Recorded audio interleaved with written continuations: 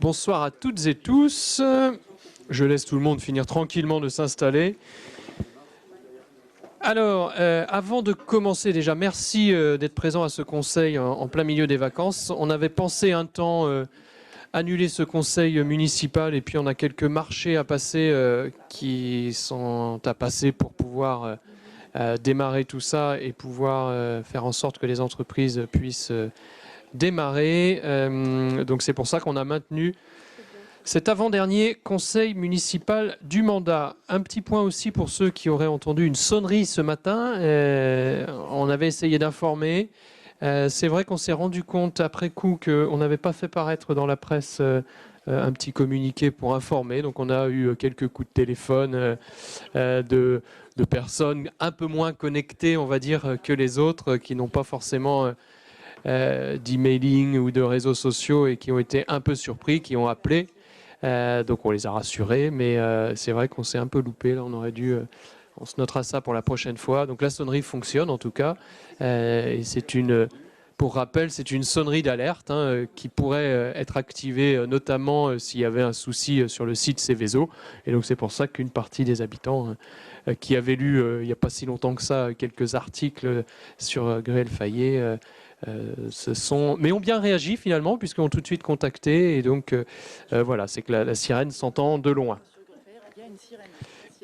Et sur Gruel Fayet, il y a aussi une sirène si jamais il y avait un problème, mais celle-ci pourrait prendre le relais si besoin. Voilà un petit peu pour ces informations. Oui, oui, on a eu beaucoup de personnes âgées qui nous ont contactés. Voilà. Mais c'est le rôle des élus aussi d'informer. Alors, donc, avant de commencer, j'ai quelques pouvoirs. Donc, Christelle Averland donne pouvoir à Aude de Lavergne. Alain Thierry donne pouvoir. Il n'a pas mis de nom. On va en mettre un. Paul Bobby donne pouvoir à Eliane Ménager. Guillaume Tabar donne pouvoir à Hubert Desblés. Anne Steyer donne pouvoir à Christian Fourmont. Et moi, je vais prendre le pouvoir d'Alain Thierry. Et Christophe, je te mets le pouvoir de Frédéric Marchand. Et je n'ai pas eu celui de Laurent. Bon. Oui. Juste une remarque par rapport aux essais de sirène. Oui. Ce qui aurait été bien, c'était que les élus soient informés. Parce que moi, personnellement, je n'étais pas informé. Mais il y a eu l'email. Normalement, si vous êtes abonné à la newsletter de la ville. C'est pas grave, j'ai un mailing, donc moi, j'aimerais bien qu'on me le transmette par mail. Il est connu de la commune. Donc, on ne l'a pas eu. Moi, personnellement, j'ai eu une de mes filles qui était seule à la maison pendant ce temps-là, qui était en pleurs, je tiens à le dire. Parce qu'elle ne savait pas ce qui se passait. C'est quand même un peu traumatisant pour des enfants. Tout à fait. Collégiens. Donc ce qui serait bien, c'est de prévenir. Puis je rappelle aussi que des tests de sirène, normalement, ça forme. Ou alors sinon, c'est prévenu tous les premiers mercredis du mois à midi, quoi, et pas à 10h40. Là, c'était pas un test régulier, on va dire. C'était juste un test pour savoir si elle fonctionnait, puisqu'elle n'avait pas été testée depuis très longtemps. Mais il y a eu, en effet, un loupé que nous reconnaissons sur la communication. Donc je pensais que les élus avaient tous été informés par un emailing. D'accord. Donc c'est noté, en tout cas, il y a eu en effet un loupé de communication. Donc les pouvoirs, c'est bon. Procès verbal du 29 janvier. Est-ce qu'il y a des questions, des remarques? Non, très bien. Et ben donc je passe la parole à Arnaud Dupuis. Ah oui, un secrétaire de séance. Ah bah Serge, tiens. Il n'a jamais été secrétaire de séance. Voilà, tu as changé de place.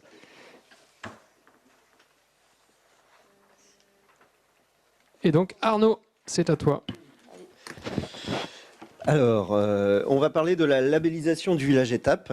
Donc, vous vous souvenez qu'on a candidaté pour ce label et on a reçu la convention dans le cadre de la labellisation de ce label.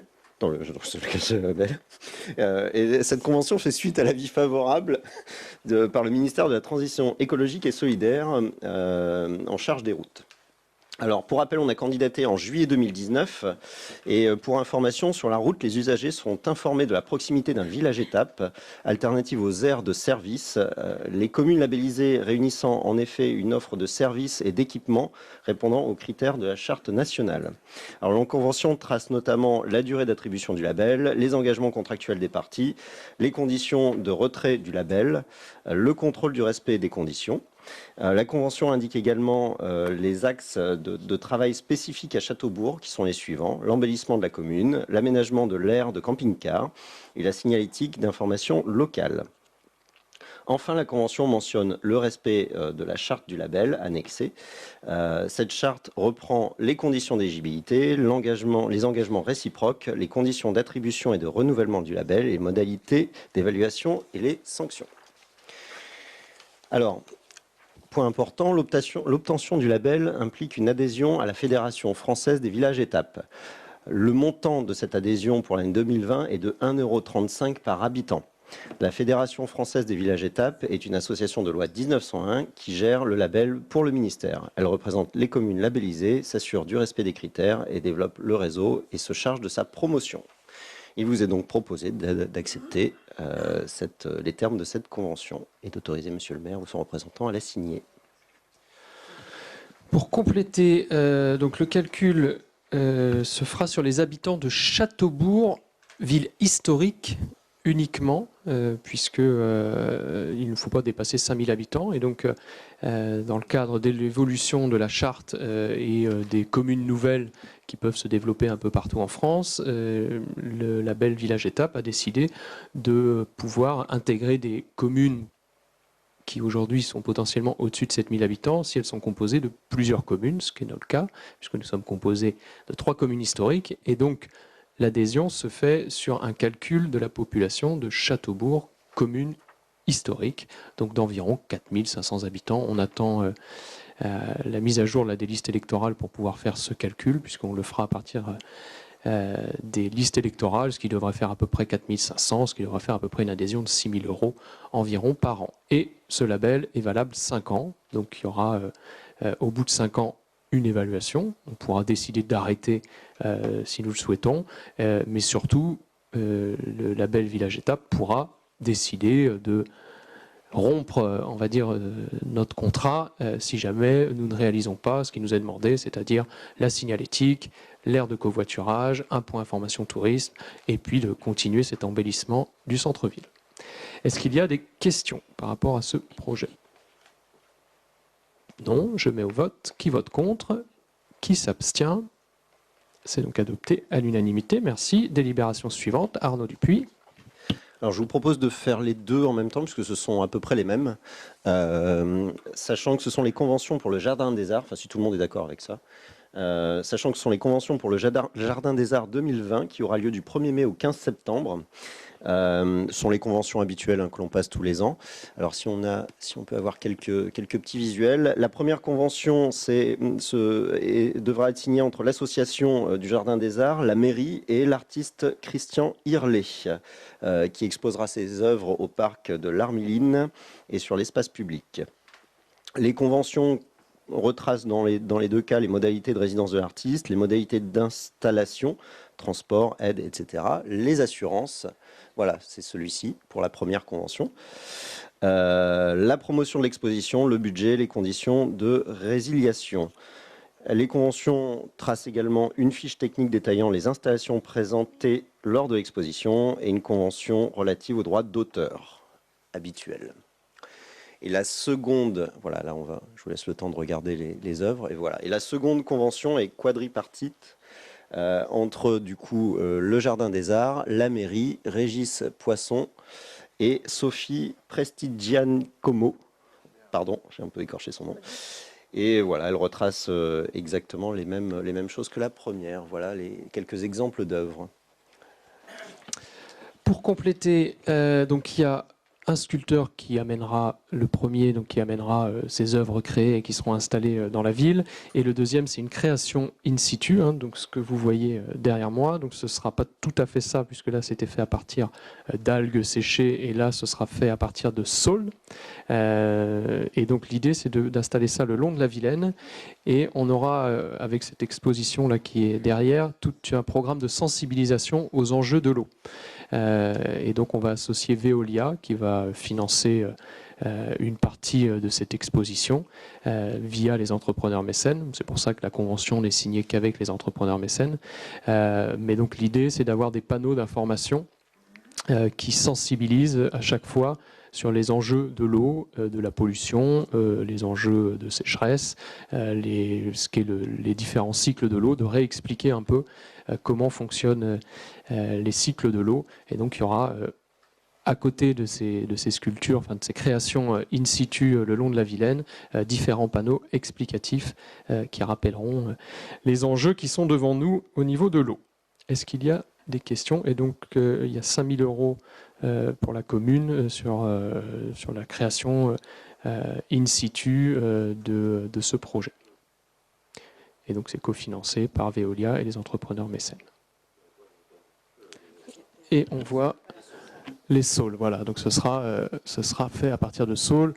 Et dans l'esprit, c'est de replanter un peu les saules pour que les sculptures vivent en fait tout au long de l'expo et puissent évoluer et que le saule en fait reprenne vie dans les berges.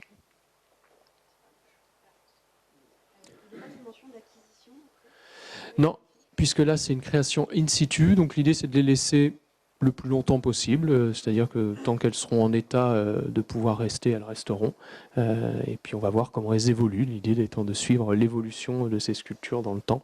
Et elles pourront durer plus longtemps que le temps de l'exposition. Est-ce qu'il y a des questions? Donc on met au vote. Je mets au vote la délibération numéro 14, donc la première. Est-ce qu'il y a des oppositions? Des abstentions? Merci beaucoup. J'ai adopté à l'unanimité. Je mets au vote la convention numéro 15, enfin la délibération numéro 15. Est-ce qu'il y a des abstentions? Des votes contre? C'est donc adopté à l'unanimité. Et je passe la parole à Bertrand David.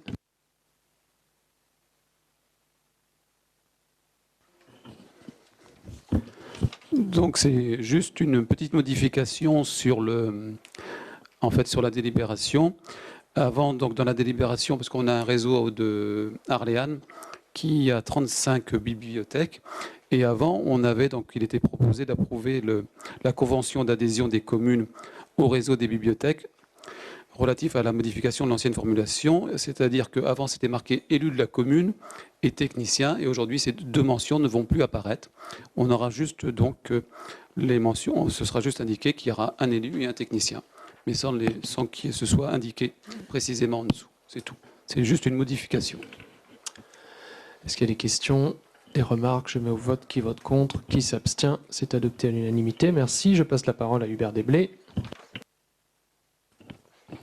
Voilà, pour la délibération concernant donc les espaces verts communaux et notamment l'externalisation de l'entretien, la validation de l'analyse des offres et le choix des entreprises. Donc pour rappel, plusieurs lots ont été établis. Donc le numéro 1 pour la Bretonnière, le numéro 2 pour les coteaux de Cheminel, le numéro 3 qui concerne donc la Souaudière, et puis le numéro 4 donc les haies donc au stade de Châtebourg, la Brunelière, le boulevard de la Liberté, la Tréolière, le square Jean 23, le terrain d'accueil des gens du voyage. Donc la collectivité souhaite passer un marché d'une année renouvelable une fois, 2 ans maximum au total, avec donc des entreprises spécialisées pour la réalisation des prestations, donc de tonte, débroussaillage, taille et sarclage. La commission MAPA et la commission Travaux et Urbanisme du 11 février 2020 ont procédé à l'examen des différentes offres. Ces offres ont été analysées et évaluées, donc 40 points pour le prix et 60 points pour le mémoire technique.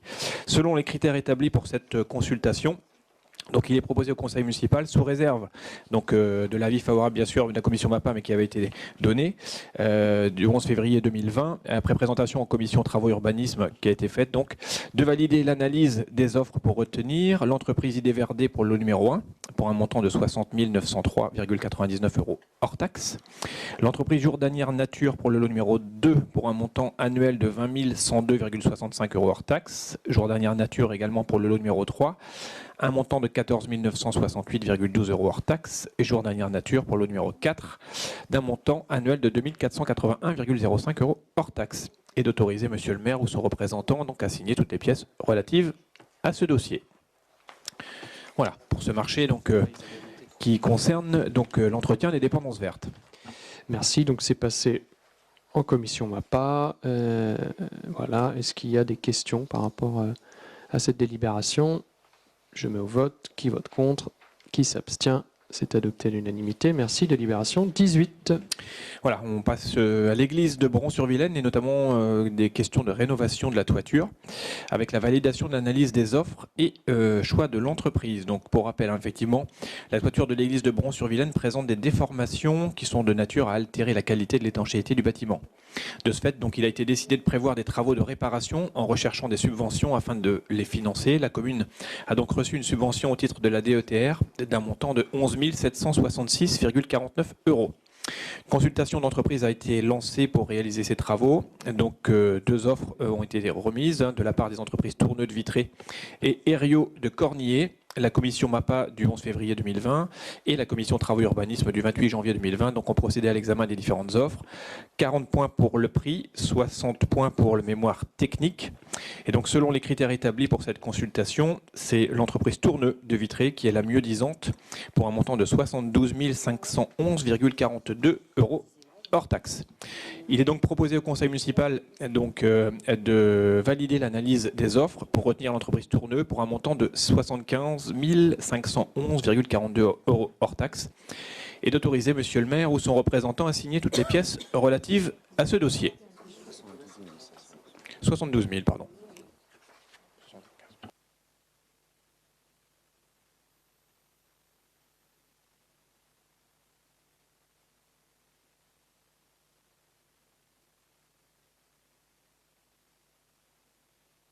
Ah oui.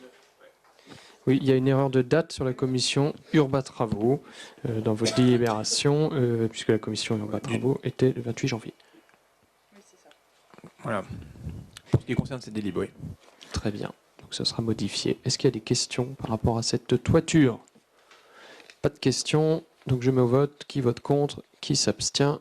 Merci beaucoup. C'est adopté à l'unanimité et nous allons pouvoir attaquer ce chantier aussi. Ouais. Voilà. Et donc on passe au projet de construction de la maison de l'enfance et notamment les marchés de travaux avec la validation de l'analyse des offres et le choix des entreprises. Donc on rappelle, vu les différentes délibérations et également vu la décision de la commission MAPA en date du 11 février 2020, l'analyse des offres donc, se base sur les critères, donc 60 points pour les valeurs techniques et 40 points pour les prestations. Et donc une consultation des entreprises a été effectuée le 7 octobre 2019 avec une remise des offres au 8 novembre 2019. La majorité des lots ont été attribués, hormis 4 lots. Donc à savoir le lot numéro 7 qui concernait les menuiseries extérieures mixtes bois alu qui n'avait reçu aucune offre. Une procédure adaptée restreinte a été engagée par la collectivité. Et concernant les lots 8, 9 et 11 donc, qui nécessitaient un complément d'information. Après analyse par la maîtrise d'œuvre et validation de la commission MAPA, il est proposé donc de retenir les entreprises suivantes. Pour le lot numéro 7, donc l'entreprise Juignet SAS d'un montant de 205 145,05 € hors taxe. Pour le lot numéro 8, donc, je rappelle qu'il concerne les menuiseries intérieures bois et le mobilier, l'entreprise Dupré, pour un montant de 135 477,79 €, avec une variante exigée donc de 19 654,50 €. Ce sont les cloisons mobiles. Pour le lot numéro 9, qui concerne donc les cloisons, plafonds et plaques de plâtre, c'est l'entreprise Brel pour un montant de 120 946,17 € hors taxe. Et donc Brel également pour le lot numéro 11 qui concernait les chapes, carrelages et faïences d'un montant de 64 321,33 € hors taxe. Donc la variante exigée pour le lot 8, cloison séparative coulissante sur mesure, a été retenue, cette fameuse VAE. Donc le coût global des travaux s'élève à 2 124 611,76 € hors taxe. Il est donc proposé au conseil municipal, après avis favorable de la commission MAPA et après présentation du sujet en commission travaux urbanisme en date du 11 février 2020, de retenir les entreprises pour les montants précisés dans la précédente délibération, ainsi que la variante du lot numéro 8 et d'autoriser Monsieur le maire ou son représentant à signer toutes les pièces relatives à ces marchés. Merci beaucoup. Et les travaux ont démarré. Hein, pour ceux qui sont passés à côté, vous pouvez passer voir les terrassements. Décapage est fait, oui. Voilà, ont démarré, donc on est parti pour une grosse année de chantier. Est-ce qu'il y a des questions par rapport à ces marchés? Non, je mets au vote. Qui vote contre? Qui s'abstient? C'est adopté à l'unanimité. Merci. Et une acquisition à la Fontenay. Moi, je fais, si tu veux. Voilà. Concernant donc l'acquisition d'un bien, vu les différentes délibérations et suite donc à la visite du bien en date du 28 janvier 2020 avec le service des domaines et vu l'avis des domaines d'ailleurs sur la valeur vénale de ce bien en date du 29 janvier 2020 et suite à la mise en vente de la parcelle bâtie usage d'habitation cadastrée, donc on la retrouve sur le plan, section ZA numéro 156, 158 et 7, 6, 2. La Fontenay, d'une superficie totale de 8802 mètres carrés. Il est donc proposé de valider les modalités d'acquisition de ce bien qui a fait l'objet de la DIA, donc non répertorié 35068 20 V0001. Donc le coût de l'acquisition du bien est fixé au prix de 180 000 € net vendeur. Les frais de négociation au prix de 6 500 € hors taxe, soit 7 800 € TTC et les frais de notaire en sus. Les prix donc proposés conformes à l'avis du service des domaines en date du 28 janvier 2020, fixés suite à la visite du bien par le service donc en date du 29 janvier 2020. Donc suite à la présentation de ce sujet en commission urbanisme travaux du 28 janvier 2020, il est proposé au conseil municipal d'acquérir la parcelle bâtie usage d'habitation cadastrée ZA numéro 156, 158 et 7, 6, 2 La Fontenay au prix fixé par la déclaration par la DIA, donc qui est identifié, à savoir 180 000 € net vendeur, les frais de négociation au prix de 6 500 € hors taxe, soit 7 800 € TTC, et les frais de notaire en sus, d'autoriser Monsieur le maire ou son représentant à signer l'acte notarié et tous les documents relatifs à ce dossier. Peut-être une petite précision à cette délib. Oui. Donc, on est dans le même cas que la dernière fois, où on a préempté une maison et qu'on revend à Vitreco derrière, puisque Vitreco, pour l'instant, n'a pas le droit de préemption. C'est quelque chose, je pense, qu'on mettra en place sur nos zones d'activité, en tout cas sur les périmètres d'activité, pour que Vitreco puisse préempter directement. Mais comme Vitreco ne peut pas préempter, on préempte pour Vitreco et du coup on revend derrière. Donc là c'est le cas pour ce bien-là. On revend derrière directement à Vitré Communauté. On est dans le cadre de l'extension de la Gaultière, hein, donc de ce qui a été prévu au PLU. Nous on a une partie des terres qui bordent la ferme qui est derrière, là qu'on va préempter, enfin l'ex-ferme. Vitré Communauté a beaucoup de terrain juste à côté aussi. Et donc en attendant de savoir quels vont être les plans d'aménagement de cette future zone sur lequel on travaille, mais sur lequel pour l'instant on n'est pas arrêté, on préfère sécuriser un petit peu tout ça et d'acheter tout ce qui passe pour aussi éviter d'avoir des riverains demain qui pourraient être gênés par une activité un peu bruyante juste à côté de chez eux. Donc Vitré Communauté a souhaité préempter cet ensemble de bâtiments et de terrains. Donc voilà, comme ça on a quasiment maintenant la maîtrise de tout ce qu'il y a dans ce secteur-là. Est-ce qu'il y a des questions, des remarques? Oui, Christian. Juste savoir sous quel délai Vitreco rachètera? Dès que possible. Voilà, le temps de faire tous les actes notariés et de rebasculer directement à Vitré Communauté. Donc on va dire qu'il va sans doute nous falloir 2 mois, connaissant les procédures, etc. Mais voilà, le plus rapidement possible. Est-ce qu'il y a des questions? Donc je mets au vote. Qui vote contre? Qui s'abstient? C'est adopté à l'unanimité. Merci. Et nous passons au DIA. Voilà, on va retrouver aussi les présentations de ces différentes DIA, quelques-unes ce soir, avec donc la première, DIA 2019-092, il s'agit d'un immeuble bâti, une habitation cadastrée, section 298 AN numéro 105, donc qui est situé 68 chemin de la Forge.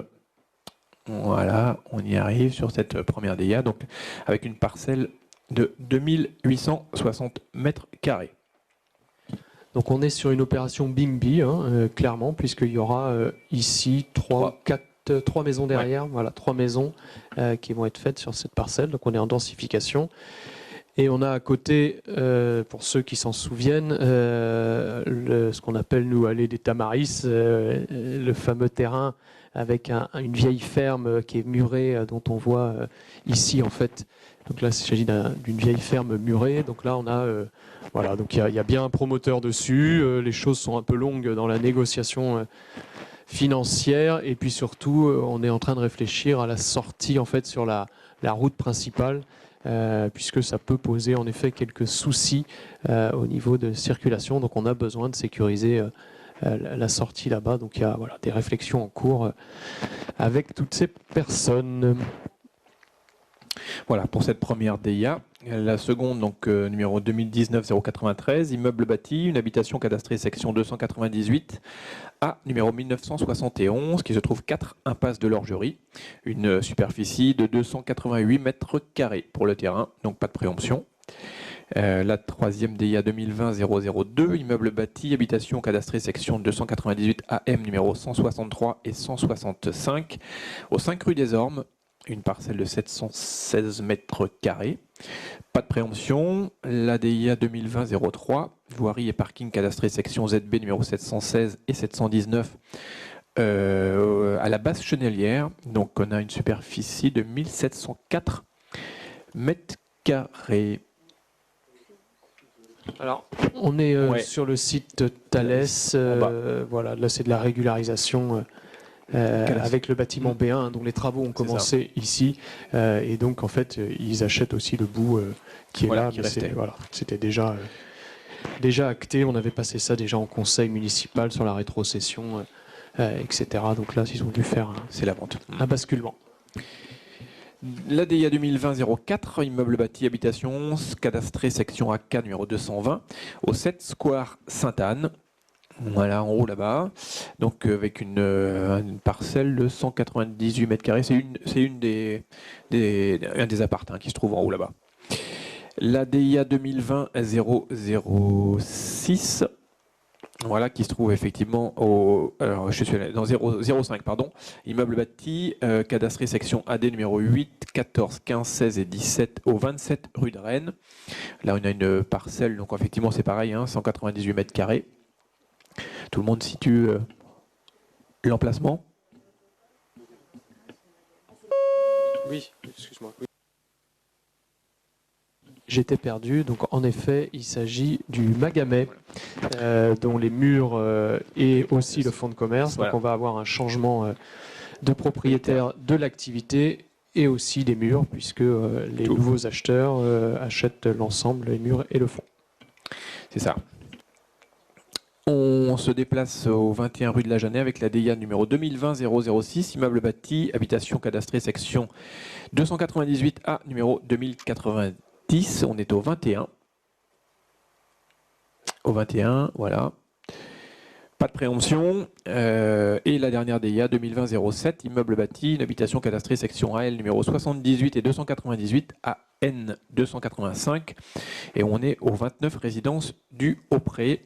Donc même chose, donc là une superficie de parcelle de 398 mètres carrés. Voilà, c'est dans la continuité de la rue. Et là, il n'y a pas de préemption non plus pour cette dernière DIA. Pas de questions.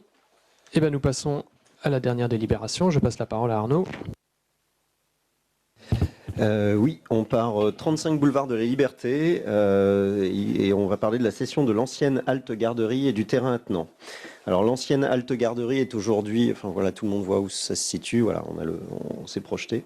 Dans l'ancienne halte garderie est aujourd'hui occupée par le JLD Motoculture, par une convention d'occupation précaire jusqu'au 15 juin 2020. Ce bâtiment est sur un terrain de 1091 mètres carrés en zone UE au plan local d'urbanisme. Nous avons reçu une proposition d'achat de la SCI Synapse Liberté pour un projet de démolition de l'ancienne halte garderie et pour la construction d'un immeuble de bureaux. Le prix de vente estimé était de 234 000 € hors taxe par France Domaine. Le futur acquéreur a fait une proposition à 222 300 € hors taxe, soit 5% en dessous de l'estimation.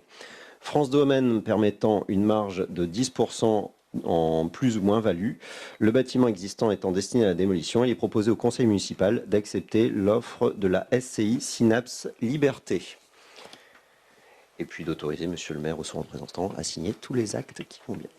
Donc voilà, bâtiment ancien dont on souhaitait se séparer depuis quelque temps, qui était occupé par JLD Motoculture en attendant, et on a un porteur de projet qui souhaite créer des bureaux, du tertiaire, avec un immeuble. Donc l'opération nous semble intéressante juste à côté de la gare, et financièrement aussi, puisqu'on s'en sort pas si mal que ça. On n'a pas eu 36 intervenants, et surtout qui acceptent de détruire le bâtiment pour vraiment faire quelque chose de neuf et de qualitatif, juste à côté de la gare, en face de la médiathèque. Donc c'est plutôt intéressant. Est-ce qu'il y a des questions ? Je mets au vote. Qui vote contre? Qui s'abstient? C'est adopté à l'unanimité. Et l'ordre du jour est terminé. Merci beaucoup. Est-ce qu'il y a des questions? Des remarques? Non? Eh bien, je clôt ce conseil municipal rapide. Merci pour tous. Merci d'être encore venus sur vos vacances pour ceux qui en avaient pris. Et puis rendez-vous pour le vote du budget